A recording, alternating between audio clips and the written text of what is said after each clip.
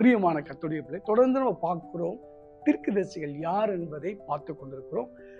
நன்றாக கவனிக்க வேண்டும் என் அன்புக்குரியவர்களே. ஒரு முறை பாருங்க, நான் ஒரு மார்க்கெட்ல மீன் வாங்கி கொண்டிருந்தேன். இப்போ மீன் வாங்கி கொண்டிருக்கும் போது நானும் டிரைவர், ஒரு கால் வந்து தெரிஞ்ச ஒரு சகோதரி ஃபோன் பண்றாங்க, பிரதர் எங்க இருக்கிறீங்க, தொடர்ந்து ப்ளீஸ் கொஞ்சம் வாங்க, அவசரமா வாங்க. அவருடைய அண்ணன் வீடு. அவங்க ரட்சிக்கப்படாத ஒரு ஹிந்து தான்.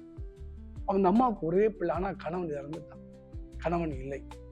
ஆனா அந்த பிள்ளை பாருங்க மரித்த போய் நிலையில இருக்கிறான். நன்றா கவனிக்க வேண்டும். அந்த அம்மா சொல்றா ஒரு வார்த்தை, பிரதர் நான் இந்து தான், ஆனா ஜீசஸை நான் பிலீவ் பண்றேன். என் பிள்ளை மரித்து 8 மணி நேரம் ஆகி போச்சு, தயவு செய்து எழுப்புன்னு சொன்னான். நான் கேட்டேன், நான் ஜீசஸை பிலீவ் பண்றேன், உங்களை பத்தி கேள்விப்பட்ட பிரதர் அடிச்சேன். அந்த நொடியிலேயே பாருங்க, அந்த பையன் பேரை சொல்லி கூப்பிடும் போது மரித்து போன அந்த பிள்ளை எழுப்பினான். இன்றைக்கு அந்த பிள்ளை உயிரோடு இருக்கிறான்.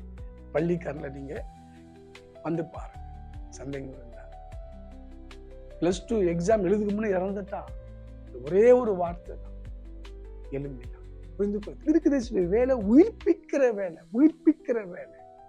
சரீர உயிர் மூச்சு, ஆவிக்குரிய உயிர் மூச்சு, ஆத்ம உயிர் மூச்சு. சாரிபாத்தை விட எலியா கொடுத்து ஒரு சாட்சி சொல்றான். 1 ராஜாக்கள் 17:24 வாசித்து பாருங்க.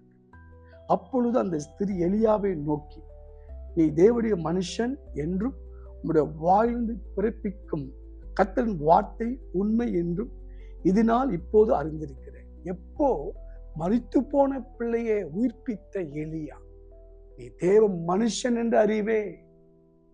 இத கதை சொல்ற வேலை இல்லை, பைக் நம்பர் கார் நம்பர் சொல்ற தீர்க்கதரிசி கிடையாது. ஒரு தீர்க்கதரிசி சொல்லும் போது உயிர்ப்பிக்கணும், சபையை உயிர்ப்பிக்கணும். 1 கொரிந்தியர் 14ஆம் வசனத்துல வாசித்து பாருங்கள்.